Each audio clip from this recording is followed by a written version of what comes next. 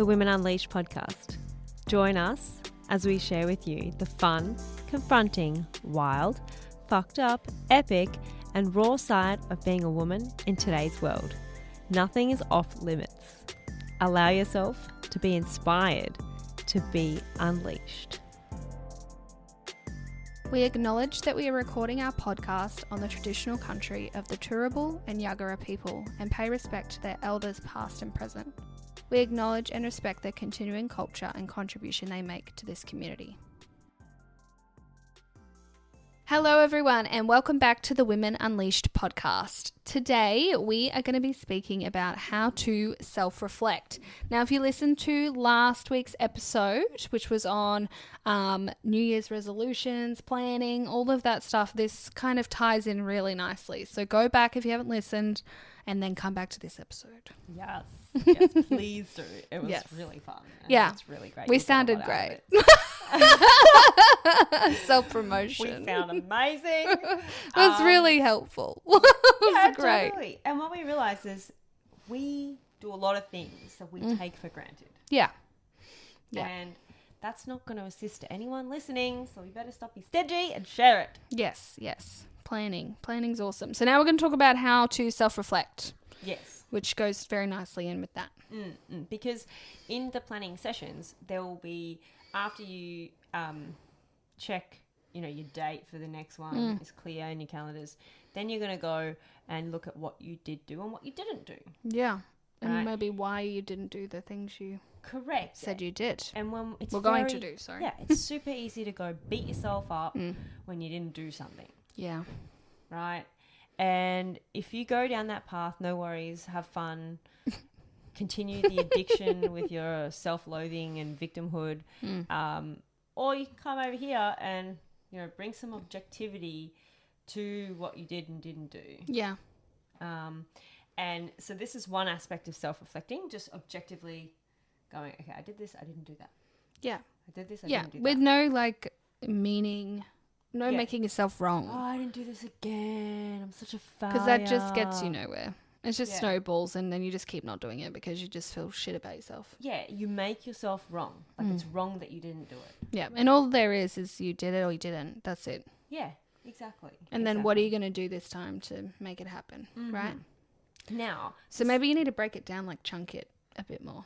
Maybe the goal was too big and maybe you need to simplify it or something like that. That could be part of the self-reflection. It's realizing it needs to be chunked down. Yeah. Many times I've set myself a weekly goal and I haven't achieved it, but I've achieved part of it. And then I go, actually, that one thing is way too much. 10 small things. So then I'm like, great, let's put the first thing on the next week. I can get after that. And I'm empowered about it and I go about it. Yeah, I agree. It's really great. Yeah.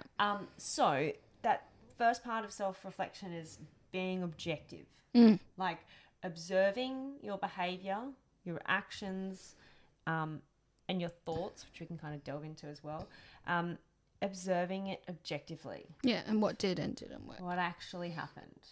Yeah, the reality of what happened. Yes. And quite often you'll be caught in some kind of story that you think is the truth about what happened, not what actually happened.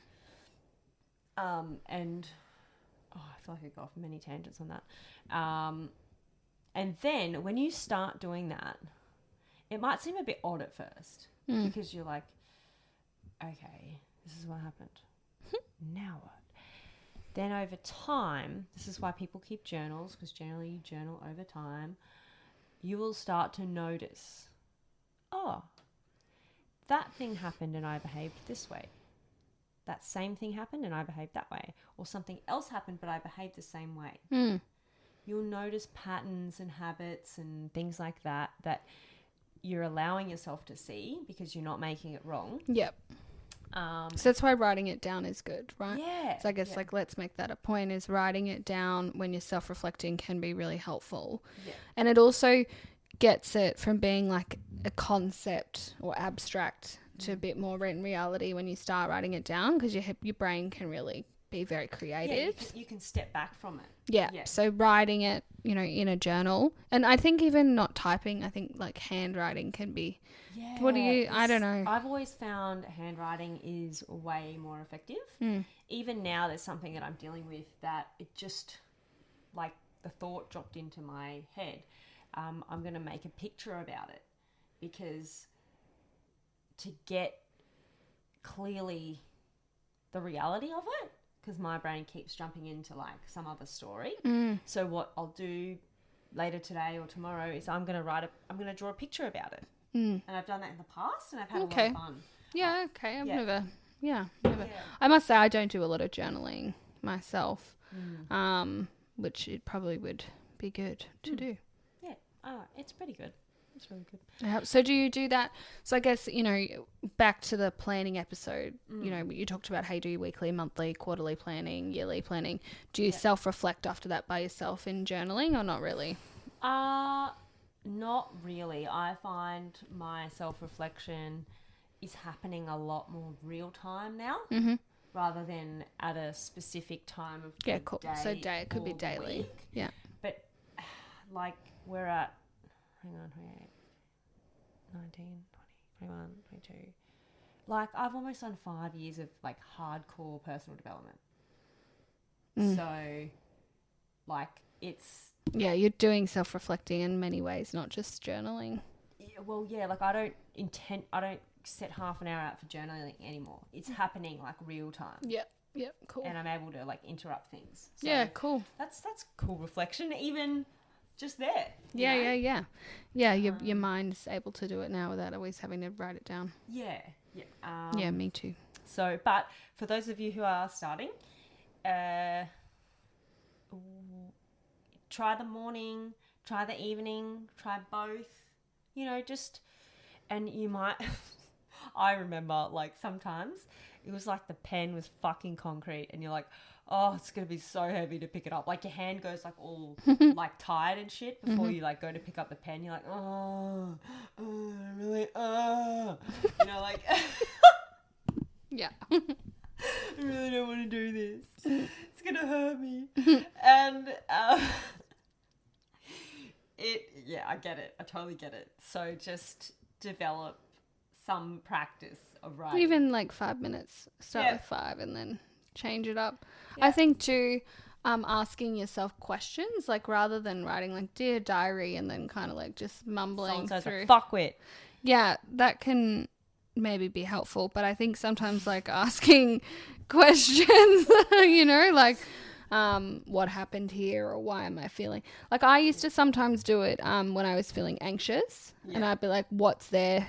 Like, where's this feeling coming from? Like, what is really there? And then I'd go, oh, it's this work thing. And then I'd break down the work thing and be like, well, what really is there about the work thing? And what can I do about it? So asking yourself questions like that and writing the answers, I think, can be helpful. Yeah. And then, you clear it up and you're like, okay, now I know what the actionable step is to take. Yep.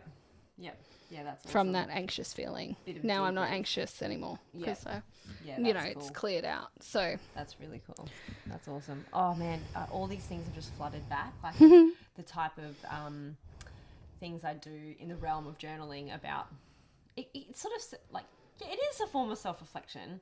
Like if I'm angry, I will write shit, fuck, C-bomb, asshole, like all over the page. I'll just write it and just get it out.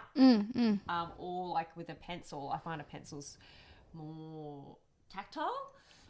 Just doing scribbling shit on the page. As well. Yeah. And I used to write my thoughts out, like as I'd catch them. Like say I'd be working, I'd catch them and go, oh, that one, and like initially they were all really like shitty thoughts, and then they improved over time. Yeah. So journaling or writing, picturing, whatever. How do you actually go about? I want to say assessing, but reflecting on whether or not your actions align. How would you do that? My actions align with like who I want to be. Yeah. Or what's important to you. I think a lot of it's like my I have conversations with myself, which sound really weird. Yeah. But I like talk myself through things a lot of the time. But I guess seeing if I don't know, I write down my goals and then you kind of just have to check in and notice like where are your habits aligning with that goal. So, if it's to eat healthy, am I eating healthy or am I buying shitty food and ordering Uber Eats? So it's just like looking at those things and noticing whether they're aligning with who I want to be and what I want to be. And what's important to you. Yeah. Yeah. So another word for goals is, okay, well, what's important to you? And that might actually elicit a different kind of response to people. Than goals. Yeah. Some people might go, okay, goals, financial, holiday, material, but like what's important to me? Okay, being loving and connected and having a baby or, other things. Yeah. So writing that down and having that present, like on your fridge, on a wallpaper on your phone, and also sharing it with people around you so they can hold you accountable. That's always a fun one. And that you can refer back to when you're doing that self-reflection. Okay, like, I keep being a dick to my uncle. All right.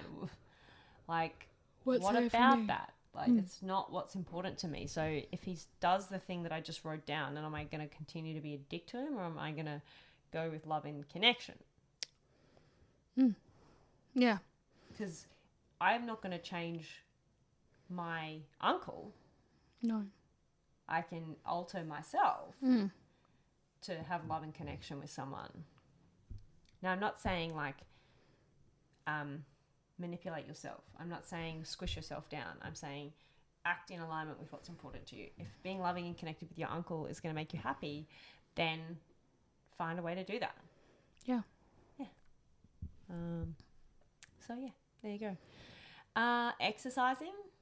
Oh, we just had a great conversation about that today. That using exercise as a way to work out your mental muscle. Yeah. And increase your mental muscle capacity. And that's why I go running.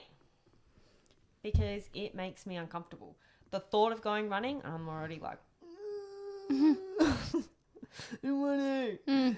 But when I do it, I generally will have something there that I'm like, I keep bumping into this thing, and not physically up in here, and some part of my brain that's not firing or shut down, and I'll go running with it because I'm uncomfortable, and I'll what I'll want to do is I'll have that thing front of mind, and then I'll be like,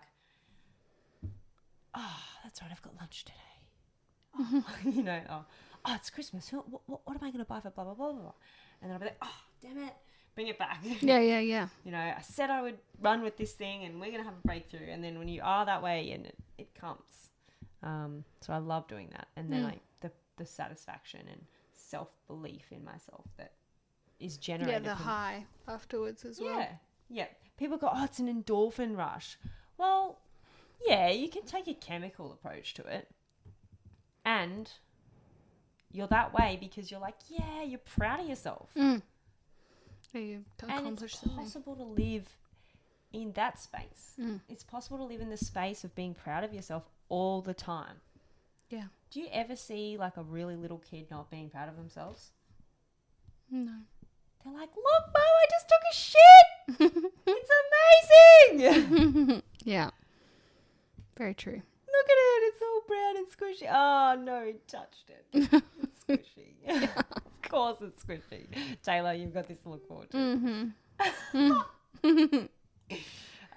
So, yeah, exercise, move your body, make yourself uncomfortable. Don't just do what you know you can do. Do something where you experience that resistance, that, like that lethargy. For me at the moment, that's running and Pilates. Yeah.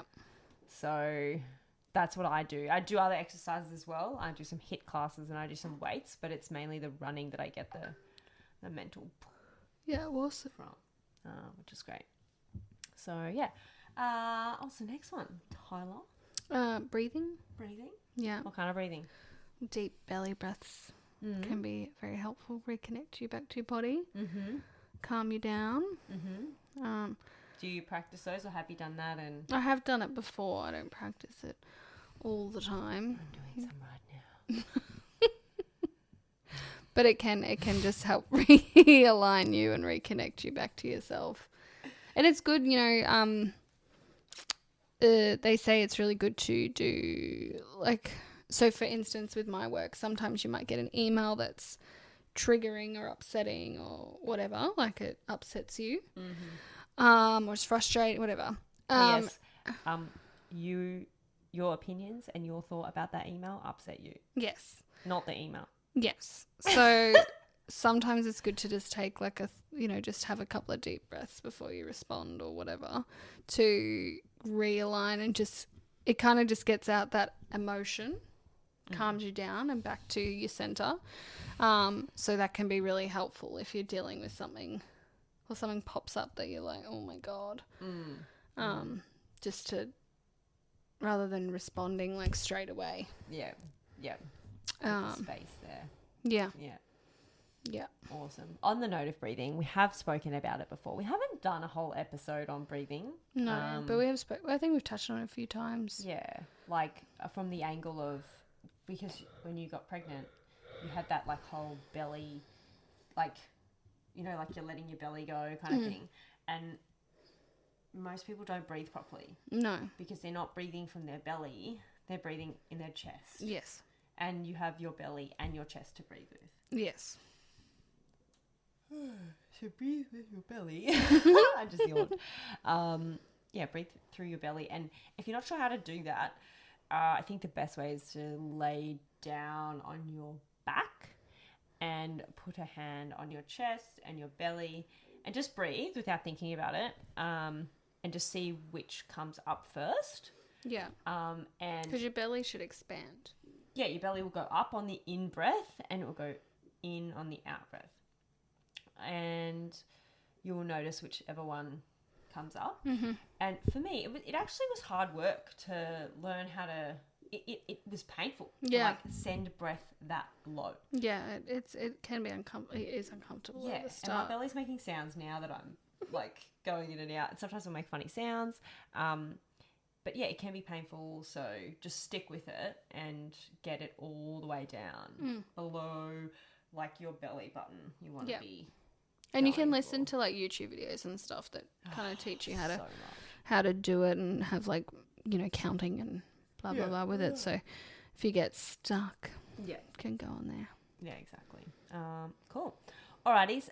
The next one is asking people around you what it's actually like to be around you. Yeah. And this you need to be really intentional with. Because your friends are your future, i.e. who you surround yourself by is basically who you are in some way, shape or form. So if you have friends in your life that disagree with everything that you say, do not ask that fucking person. Because they will be shit scared of telling you what they actually think, because then for fear of losing you as a friend. So they may be lovely and sweet, but do not go and ask them. Yeah. Unless you've got the ability to create a really safe space for them to be authentic. And the chances are they've never ever been authentic and you're wasting your time anyway. So, Taylor, how do you go and find someone or know that someone will be really, really straight with you? Generally, because once you have a conversation with them, you're either fucked off or you're confronted. Not always fucked off, but you're like, I don't know, it doesn't leave you feeling like super great about it. No, I don't know. How do you know that that's the person to have the kind of conversation with in the first place, before you even get to that stage? Probably because they're up to stuff. They're doing things. So when you talk to them, you just know they're not. They don't tell you what you want to hear. That's for sure. Ever. Okay. So okay. So because I'm just trying to have people get the world of like, because some people haven't even ever done this before. So look for in your friends who makes excuses for why they don't do stuff or they put it off. Mm-hmm. Find the person with the least amount of excuses in your life for their lives and ask them. Yeah, that's good. Yeah, Mm-hmm. I'd say so, because then they've got an interest in being responsible. Yeah. Like if you find or hear them saying, look, I didn't do it because I didn't do it, then maybe ask them, or no, I didn't do it because my cat died. I didn't do it because my toast was too brown this morning. Or my car ran out of petrol. Yeah. So, and generally people who are up to stuff, they're doing things, they're like out in life, living life, and, you know. Ask them, are they on personal development? Mm. Do they read books? Listen to podcasts? Do they do programs? Like, you know, are they interested in being responsible for their lives? Yeah. Have that kind of conversation. Yeah. And you'll know, because you just know. I don't know, when someone's being straight with you, it's not comfortable conversation. You're not comfortable. Which goes back to your point. Yeah, earlier. you're not comfortable. You're uncomfortable. You either get mad, you get triggered in some way. Yeah, you ask the question and then you're like, tell me, even though I don't really want to hear it, please. Yeah, I know it's going to benefit me. Like, yeah. Yeah, and they do it out of love, and it's for your benefit, which you will know that. You also don't want people just bagging you out. That's not the point of. No, so you preface it with, hey, I'm going to ask you this question, and I am asking you because I want to grow as a person, or there's something that doesn't work about my life, and I don't want to be doing that, or I don't want to have an impact. Yeah. So please give me your authentic response to this question. Yeah. And I just want you to know that you can say whatever you need to say, and we'll still be friends. I might get triggered, and I'll come back to you. Yeah, sometimes you do need to just leave the conversation. Yeah. Look, I really didn't expect to hear that. Mm. And I get that I had an expectation that I didn't expect to hear that. Yeah. And like you said earlier, like you wouldn't, like there's a particular person we wouldn't want to speak to for 2 weeks or more. You know, you just go silent. Mm. You're like, thanks for that, I'm going. Yeah, bye. Out. Yeah. Where's the ripcord? Yeah. But often they're the most fruitful conversations. Yeah. It works. Yeah. Gets you going. Yeah, it sure does. Can trip you up a little bit on the way. A little bit. All right, well, we got carried away there.